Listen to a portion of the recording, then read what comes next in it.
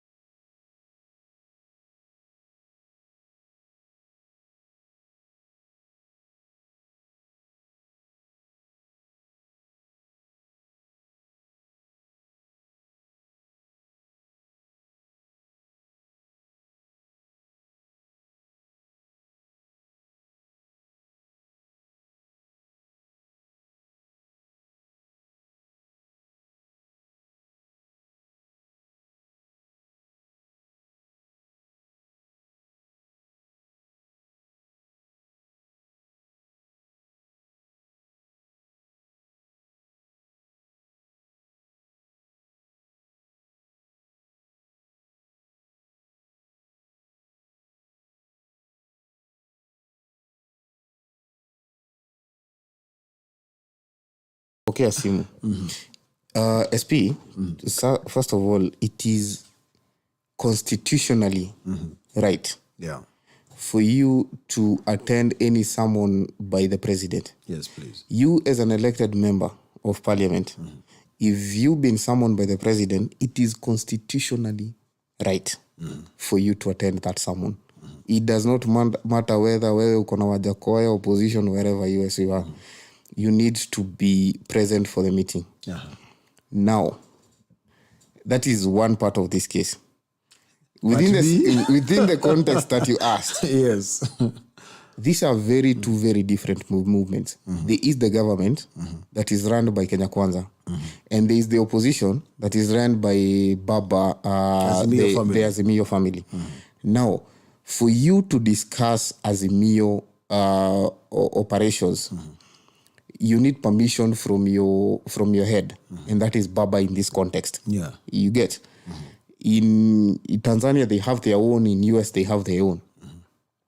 And if your leader of the party finds it appropriate to dismiss you because you've disclosed or you've disrespected the party in one way or the other, we as laymen, we have no information regarding to that. We do not know what Jalango in this context. Actually, it is Jalango. We do not know what Jalango discussed with the president. But if Jalango discussed anything fishy that is involving Azimio, then he had the mandate. He was, how do I put this? He was supposed to call his leader and inform him of the meeting. There's presumed some people in the meeting, including Gideon, called his boss and told him, nimeitwa na president na ninaenda mkutano. Of course, Jalango didn't know what was going to transpire from the meeting, and he was supposed to attend that meeting. Trust me. Yeah. If angemiss your meeting, he would have he would been on the wrong side of the law. Because you, as an elected member of parliament, if you're serving in parliament, if you're in a legislature, you're supposed to attend any sermon by the president. President akikwambia leo kuje, hata kama wewe ni wa chap lazima uende, hata kama wewe ni wa wapi lazima uende. But I also get what Baba is trying to put into context, that if you discussed anything to do with Chama and he does not understand why you did not inform me you were summoned by the president, whereas there are other people within the same package that you were summoned with, informed me that you're supposed to attend State House. Ukiangalia ile video manzoni, sio kila mtu alikatazwa kuingia. There are people who went to State House na walikubalishwa kuingia, but they did inform the former prime minister that waliitwa kwa hiyo mkutano. Waliomba idhini. Hata sio kuomba idhini. Waliomba idhini. Wameitwa mahala hapa na hapa. mahala, hata sijasema mahali. Mahala hapa na hapa. Since you met me, your Kiswahili is improving. Tumeitwa mahala hapa na hapa. And they did inform the prime minister, the former prime minister, Mheshimiwa Raila Odinga. And that is all Raila Odinga is saying. You should have informed me, because Kalonzo Musyoka has no problem with these people. He says his people informed him. Na wakamwambia, Bwana Kalonzo Musyoka, we've been summoned by the president and we need to show up. Yeah, but you see, there's a lot of social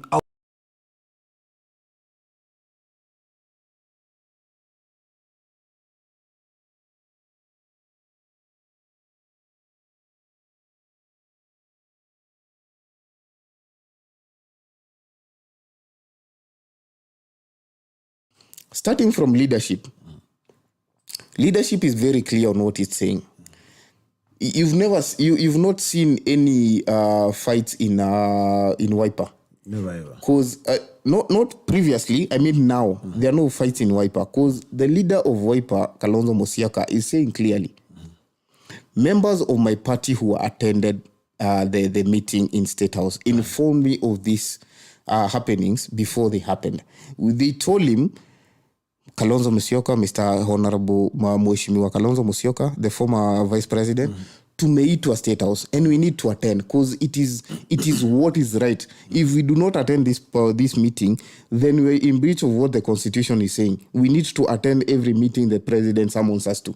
Development. It does not matter. Whenever the president calls you, it does not matter kama anakuambia ukuje umfunge viatu. You first need to go to that meeting na umsikize venye anasema. Now kama anakuambia umfunge viatu, you cannot oppose. Umwambie hapana, bwana president, constitution haijasema ni kufunga viatu. But first of all, you need to attend that meeting. But now you see, we have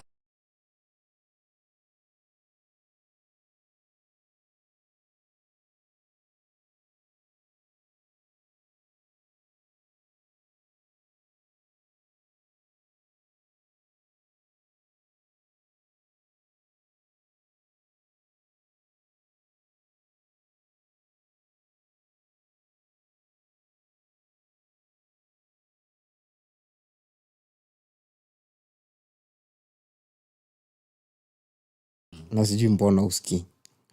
Uneasy lies the head that wears the crown. So basically, within this concoction called Azimio, I'm trying to translate that into the Luo, but I'll get it. Aikuji. Within this concoction called Azimio, ODM carries the day. So if there's any political piercing that is going to be there, it is definitely going to pierce more on ODM. ODM, yeah. You get? So ODM, the main person here being Jalango. You get? I do not know why it's piercing more on Jalango, but I have a few theories. Jalango is a member of parliament within Nairobi. Nairobi is one of those areas that if you elected as an elected leader, starting from MCA, the current governor of Isiolo was a member of the MCA. Yeah. He was an MCA, Mr. Guyo. He was an MCA in Nairobi. Yeah, so Nairobi shot direct to being a governor. Exactly. So Nairobi carries the most weight. In Kikuyu we say, haha ni hoa kuite bulitadha. In English? Or simple Kiswahili? Hapa ndio uzito iko. Oh, hapa ndio uzito. Ka eko mapekaniti, hapa ndipo uzito ipo. Oreo kauga. Now, haha ni hoa kuite bulitadha. Nairobi, if you're an elected member in Nairobi, it does not matter. From the county assembly member all the way to the governor. You are a very relevant person of the elected fraternity. So basically, Jalango was elected on a certain ticket. Jalango was not elected on a Kenya Kwanza ticket. He was elected on an ODM ticket. And don't forget this. This is where people get it wrong. The former MP for Langata, Mr. Korir, was vying on the ticket that the president carried the day. You get? Yeah. So basically, the president would have made some influence and seen his boy in. Back in, not just in. No. Back in. He's an incumbent. Yes. You get my point? Yeah. So, ODM takes the pride of doing the most work to getting Jalango into that house. So, the leader of opposition feels a lot of pain seeing that him himself hakufika kwa hiyo kiti. There was a time President Ruto on the campaign trails aliambia watu somewhere in Nyandaro, aliwaambia vizuri sana na akawaambia, jipigie debe, acha kufanya kazi na jina yangu. Na nominations zitaletea watu shida. Acha kufanya kazi na jina yangu, unapigwa picha unasema ni hivyo. And that is what most people do. And that is why you see most people wanasikiaga uchungu sana na mtu akidisrespect Raila. Because watu wengi waliingia na jina ya Ruto. Hata hawakufanya campaign. Watu wengi waliingia na jina ya Raila. Hata hawakufanya campaign. Piga picha, weka poster na wakaingia. And that was it. And now, I know this is a discussion that will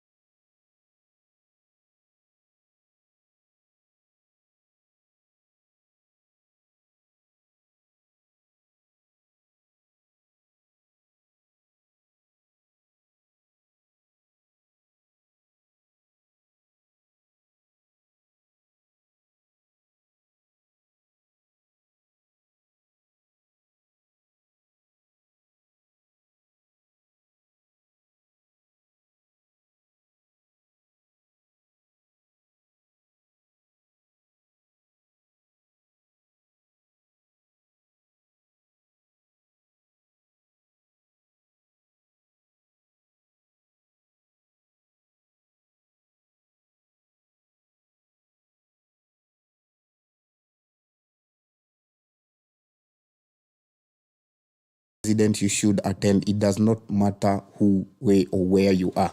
You're supposed to attend.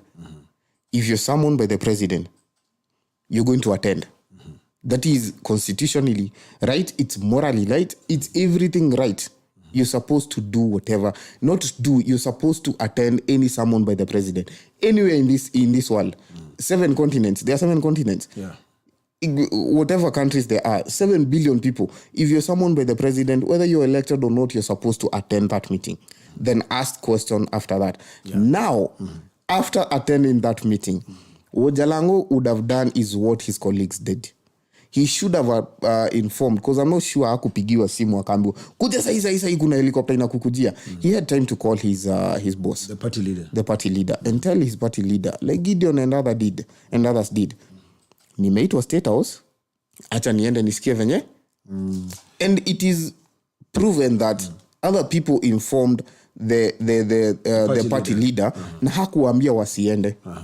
So angemu-inform na still attend the party. Let's put that to rest. And as we put it to rest, he still clearly came out and said, I am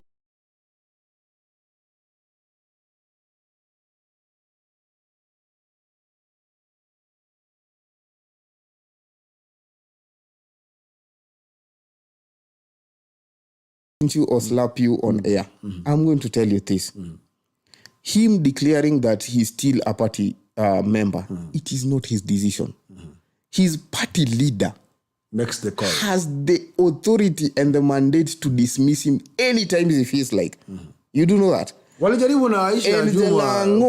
no, this is unconstitutional stuff. You're talking, you ask me facts. We base this show on facts. Yeah. Sindio? Jalango has his, it is morally right for him. If he's going to disrespect his party leader moving forward, he should resign. na atoke kwa kiti ya Lang'ata, arudi kwa debe tena, aelectiwe on whichever party he chooses, right? However, sio kusema hata mwenye ataingia akiitwa na president asiende. But it is proven that hata wenye wali-inform the party leader wanaenda, hawakukatazwa kwenda. So he should have informed the party leader. Yeah. Hence the argument that yeye alikuwa na other motives, ndo maana hakuinform the party leader. So this is what do you call it? A do damned ama a damned do situation. Sijui venye inaendaga. Do you're damned if you do, you're damned if you don't. Kuna kitu kama hiyo in English. Kizungu ni ngumu. Lakini kuna kitu kama hiyo. But you see now I really wanted us to come to close to this, but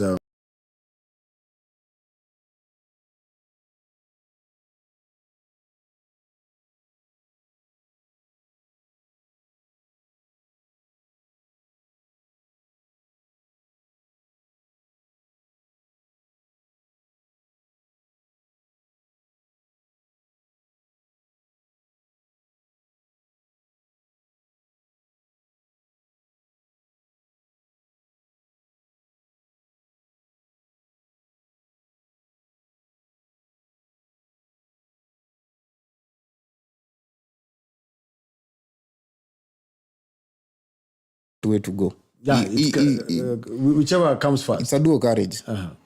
So to me, let Jalas be. Let him do.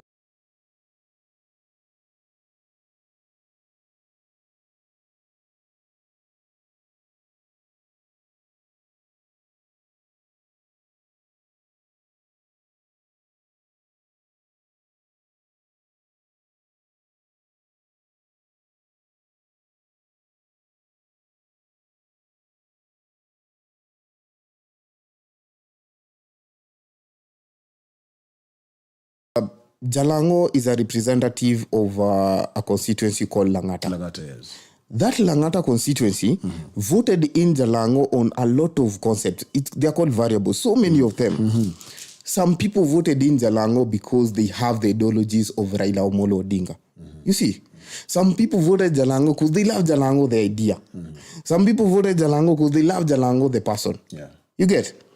But I can tell you for sure that Raila Amolo Odinga as a person, as an idea, as an institution, had a lot to do with Jalango getting into that position. Very shortly, CS Matiang'i, former CS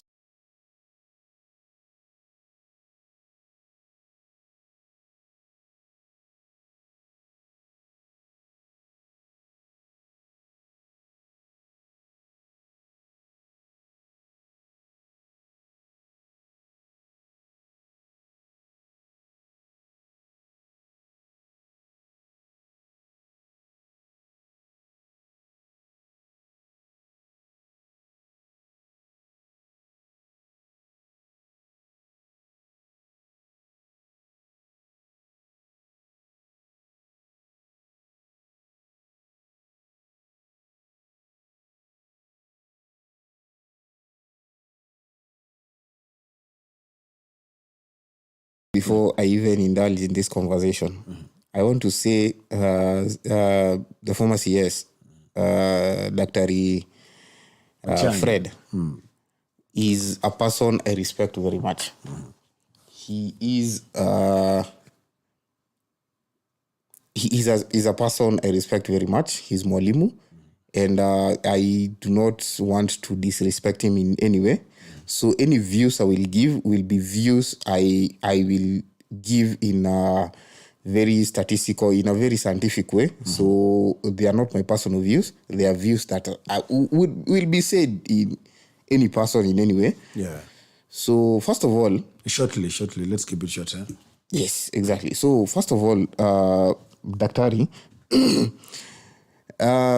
we had the DCI, the DCI, the current DCI, Mr. Kinoti, the current DCI said that they are in no way involved in whatever raid that happened in Matiang'i's home. Ngong View, Karen. But all the same, they still are building a case against the former CS. Yeah, actually, he mentioned that they are building a case, but it has not reached Exactly. that point of going to look for him at his house. Hence, the argument that you see for a very wise person, and Daktari is one very wise person. Very bright. Na wakishikana na wakili, you know he's Mr. Omari. He's also Mr. Omari. equally very, very bright.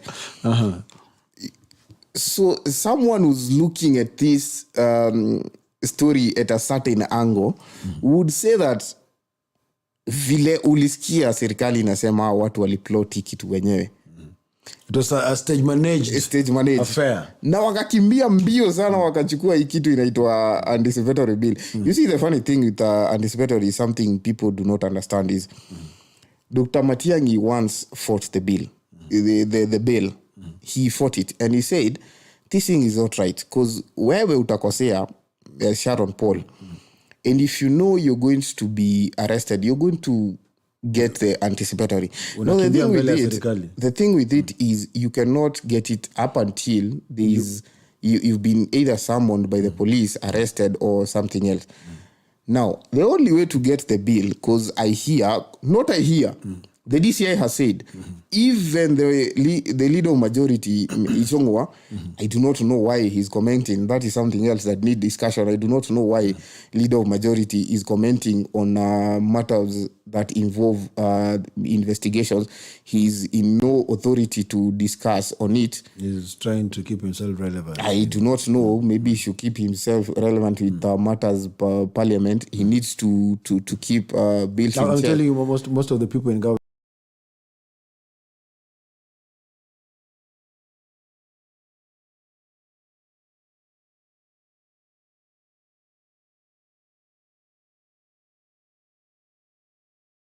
Ichongo is discussing on this issue. Honestly, I do not know why he's even on this issue. He's the leader of majority in parliament. This is in no way relevant with the security agencies in this country, investigative agencies. But Matiang'i is in line to be taken to court. DCI is building up a case on him. DCI has said that himself. Walisema hatuna sio sisi tulikuwa huko na tujamshtaki bado lakini we are building something. Even the DPP said so. IG alisema, I mean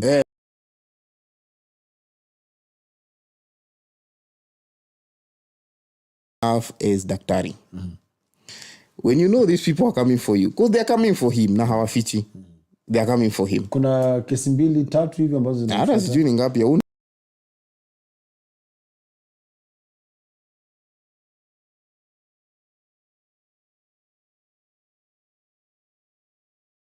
investigation. So hizi zote tunasikia huku ni panganga tu. Nobody knows until they come. Exactly.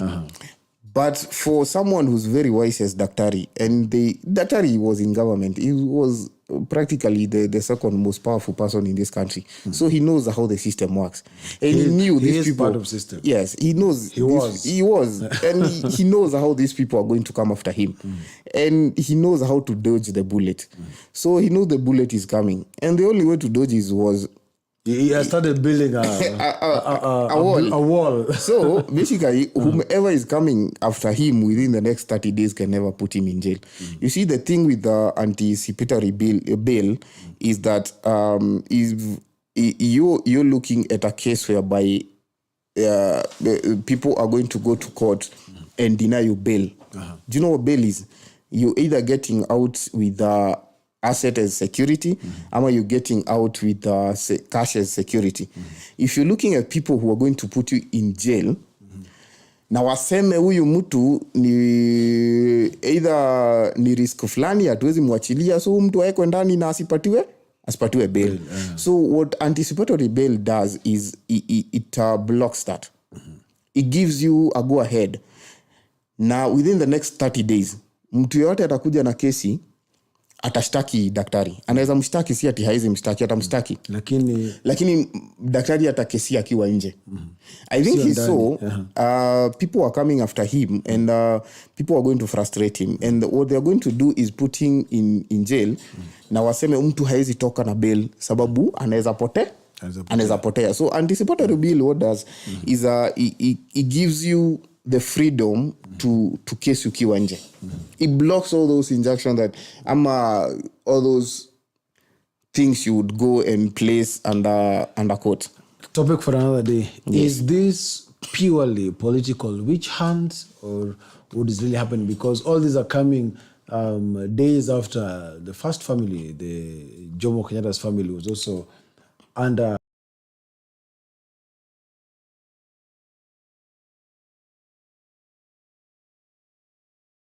This is what I'm saying this. I do not know if Matiang'i is guilty of what is being charged. I'm not a judge. I'm not a lawyer. I'm not an investigative agency. Matiang'i. Oh, sorry. Matiang'i, my apologies. My apologies for that. I am not any of those. But what I will say is, if you will have a leader of majority in parliament commenting on such a case, on such a sensitive case, it shows you how political this is. You do not have to go with a shovel digging in and checking. This is not heart surgery. It is no brain surgery. if only you're going to take the what do you call it? The comment from the majority leader, it shows you how political this is. All the same, there are cases of how people mismanaged or abused office when they are in power, especially the former CS, Dr. Matiang'i. I do not know of that, but there are cases, there are rumors of that. You see? So if there were any cases of him abusing office, then the legal arm is coming after him. Yeah, we'll keep it short at that so that...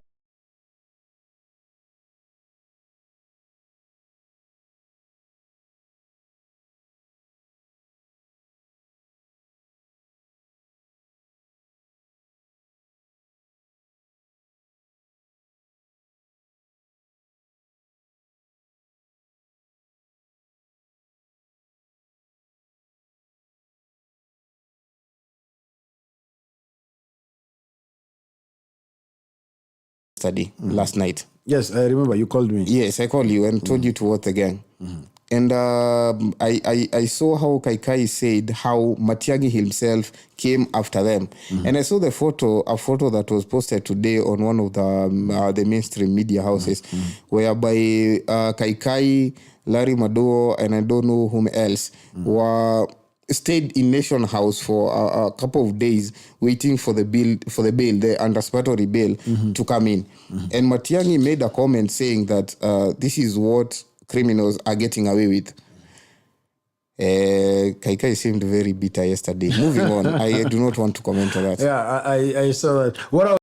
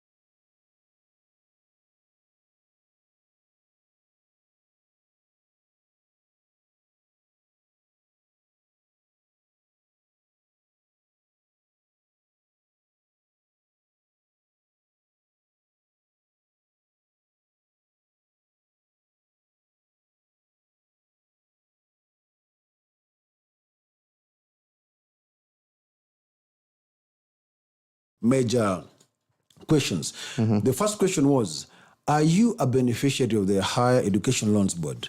The second question was, do you like the current Higher Education Loans Board disbursement formula? And then amid his other questions, the third major question was, what do you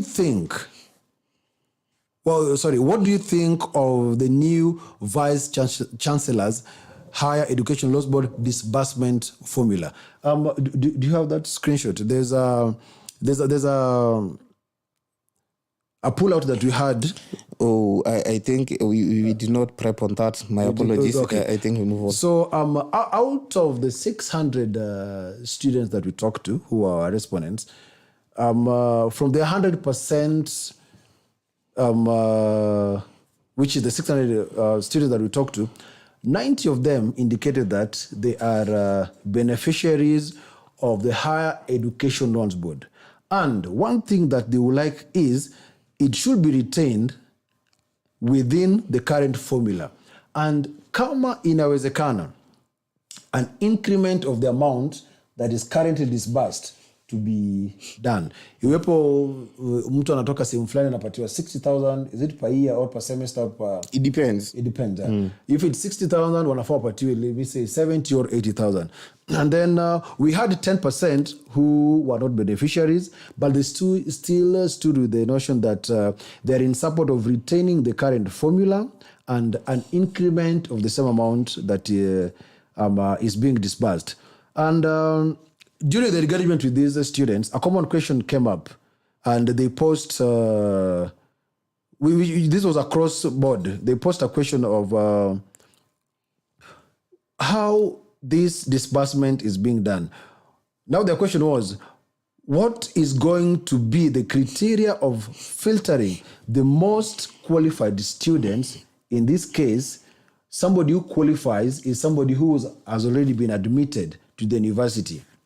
What criteria is going to be used for them to say that they are going to give it to the most qualified students to be beneficiaries of the Higher Education Loans Board?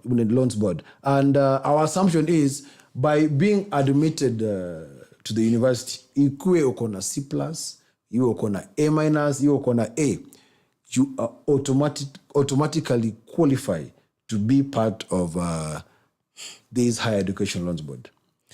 So first of all, Mr. SP, yes. I think I'll take you back to the whole sample size. Mm-hmm. So you're saying how many people did you sample? We sampled 600 in 3 local universities, in 3, 200 per university. Yeah, okay. So I think it's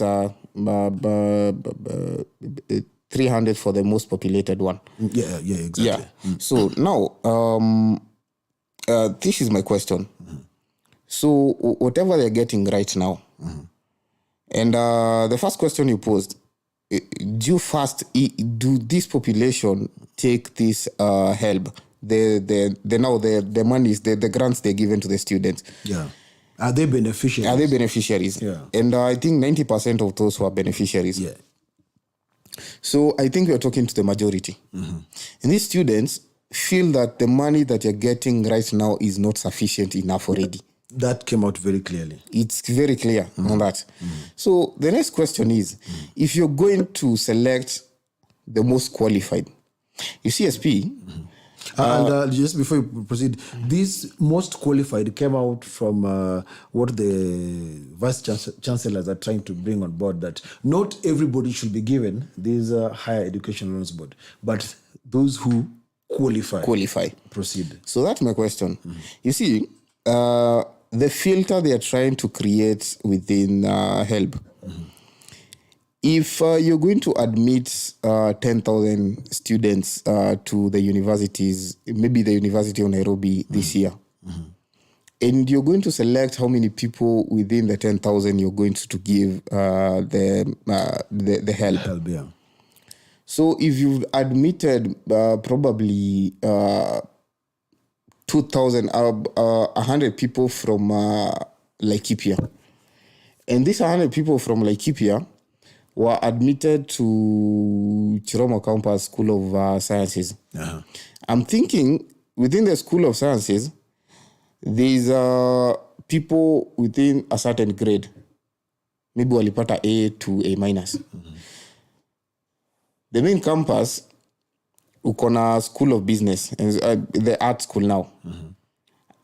does it mean that you're going to give the School of Sciences loans and you're going to deny the School of Arts loans? Because that's the only way you're going to filter the most qualified ones. Because I'm looking at the courses they're going to do. You get my point? I get your point. Initially, everybody who's admitted in campus is presumed to be qualified to be there. The help. You get? Yeah. So, if you're going to tell me that you're going to look at the most qualified people to give to loans, what filters are you looking at? Because everybody who's admitted in campus is presumed to be qualified. Yeah. And now, bearing in mind as well, before the disbursement of these higher education loans board, there's a form that has to be filled. Yes. Where you come from, your parents' background, I think your social economic status. So once this has been done and submitted, are they going to narrow it down to the people who are less privileged? Maybe in terms of the regions that they come from, or maybe from what you can say an annual income. There are so many criteria to be used. What the parents get, you see. But basically putting it from the regions. Sharon Paul, as it is right now, the forms that you filled are used to are used to cluster people within their social levels. So if you come from certain regions, you're either determined to be from a hardship area. So there's a certain amount you're given. If you come from Homa Bay, if you come from Nairobi, there's a certain amount that you're given. So basically, from what I've read here, we can Google it and check. They've said that you're only going. Can I check that? Yes, please.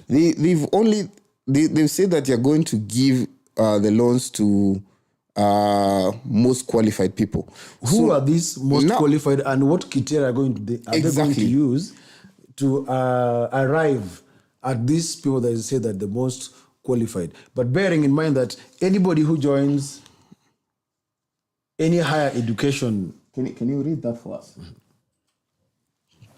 Now, please go closer to the mic. People are complaining they can't hear you. Today, I don't know what's wrong with my voice, but sijapiga hata kelele, tunaenda kupiga kelele. Now, I'll do it as it is. Vice chancellors of public universities have proposed a new funding formula where the government will only support qualified students based on the available budget. In the plan, VCs argue that the government will be required to declare how much it is ready to spend on university education, and that is what will determine the number of students admitted. I think that is enough. If you check the first part, whereby they are saying they are only going to fund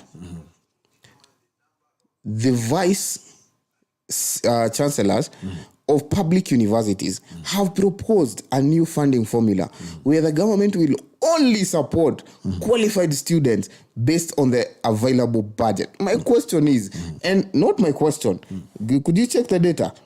They're asking, who are these qualified students? Yeah, actually, a common question was posed by the respondents across board. That is the 100% of the students that we talk to. What is going to be the criteria of filtering the most qualified students who are, which they are asking, who are these most qualified students? And what criteria is going to be used kuwachuja ili hao ndio waweze kupata e-help? Yes. And I think, SP, what's your take on this? Because me personally, I feel that we are going wrong with this. As it is right now, there are people who are complaining. You could check on the data. So many questions were raised. Yeah, so many questions were raised. And actually, there's an uproar that was coming about that when the president touched on. Kama mzazi wako anza kukulipia 90,000 when you're in primary. Let them pay. Why can't they pay? Let them pay. Why can't they pay for you in campus? So this assumption of only the students who qualified better. It's a time bomb. Exactly. It's a time bomb. Only the students who qualify better are the ones who cannot afford. Exactly. You see, we have so many students right now. we have students who have not performed better, but they cannot afford these fees. So basically, when you're trying to filter pin down your financing to only people who are best qualified. And this question of best qualified, what's the measure of that best qualified? First of all, I think we need an expert who can explain. Who can explain to us and tell us who are these most qualified? That's why we regarded this as a pilot of the study and a first phase of the study, because we want to indulge more. The only people we talk to were the students. Yes. We would like to indulge more people within the plenaries, the vice chancellors, and people who run. As people who run even as high as people who run the treasury, who disburse these amounts to the universities, as well as the lecturers and any other body that governs the disbursement of these monies. Because a few studies were saying if they want to get the most qualified, we haven't computed that percentage. If we want to get to know the people who are most qualified to get this help, let them check on the forms that we submit. If somebody is truthful to the point, asema mimi mzazi wangu ni mkulima, annually anapata hii pesa, mi baba yangu anafanya CBK, I mean, what do you need help for? Mi baba yangu ni mwanabiashara, anatengeneza like 100,000 per year or per week, you see. And then there's that child who the parents are totally without anything. These are the people who I really feel should be supported by the help. And then you also brought about the regional stratification. Yeah. I mean, somebody who comes from as far as Mandera, those places that are considered to be hardship areas. Mi natoka hapa Nairobi, tunaishi South B. Kila weekend nakuja nyumbani. Lakini ulipata straight A. Nilipata straight A. Huko ametoka Laikipia. Alipata B+. Alipata B+. Wazazi hawana hiyo uwezo. So my question is, you're most qualified, lakini you're more than capable of paying $1 billion a month. Yeah, I think the most qualification, let me put it as such, being most qualified should not relate to somebody who passed with best grades. You see, Bona Sharon Paul, and I know italeta shida within the political class. This is what I said. Easy appointments is not mekiwa left, right, and center. Especially easy unasikia sijui CAS and what. These things, the unconstitutional thing. Let me call them unconstitutional because they've been proven by the courts, not me. You see, they tend to target these student union leaders. Normally, Kitambo, student leaders used to be very prompt at their work. But immediately these people started being sampled from universities. It's no longer about the students.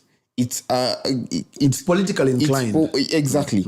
So if the VC will want some bending over on this side, definitely, if Sharon is in UN, he's the student leader, na anaona kuna kiti ya CAS pale, and the VC need to pass on him before he gets the appointment, definitely they're going to move on that way. Because kila mtu anasoma ndio ingie mahali. Hakuna mtu anasoma ati akuje arudi kukaa nyumbani. Na watoto wa size, this current generation, everybody anataka pate white collar jobs. Exactly. And that is why these things should be separated. And you know, the funny thing with universities, everybody is a voter. Kila mtu anaweza vote. You get? And there are so many votes in universities because they will normally vote as a block. So when you get in politicians from universities, then you're influencing a very, very bad direction. You get? I get you. Bobby Owino could sway so many things. That is why he's probably he's a member of parliament of Embakasi. Alianza mapema. So we do not know how many bends he had to make to push a certain narrative. So please, let's stop making appointments from universities. If you're going to make them, ngoja huyo mtu amalize, kwanza afanye ile kazi imefanya electiwe pale shule. You get? Afanyie watu wake kazi kwanza. Ndio alafu akuje hapa nje. So certain corners can be made whatever corners you want to make. Yeah, and bringing it back to our viewers, our supporters, and those who have been part of the family. This was the first phase of this study. It was a first phase. It was a pilot come the first phase. We still have very many stakeholders to get in touch with so that we can really get to understand who really qualifies to be given the help, the higher education loans board loan. So we leave the comments area free. Please share with us your thoughts and opinions, and let us know what you think about this. And just to give a shout out to those who have been with us today, we can see she's called Millicent Biwott. Sitaki kusoma hiyo jina yake. Yes. Forbes Jebet, Rosie Quincy, Zagodegi is also with us. Thank you very much for keeping it the focus group. Josh, amesema my sound was a little bit poor. Off. Yeah, sorry. Sincerely apologies for that. Lihinda Isaac. It's Lihanda. Sorry, Lihanda Isaac. Thank you for being with that. And Forbes Jebet again, umesema good stuff. Thank you so much.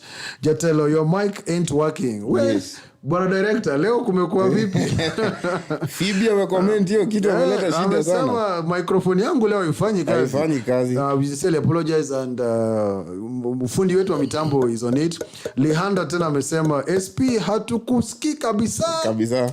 Sincere apologies for that, and next time we will work to make the sounds to be clear and perfect. So the comment section are open. Please help us get to understand who is going to be, what is going to be the criterion of filtering the most qualified students to benefit from help.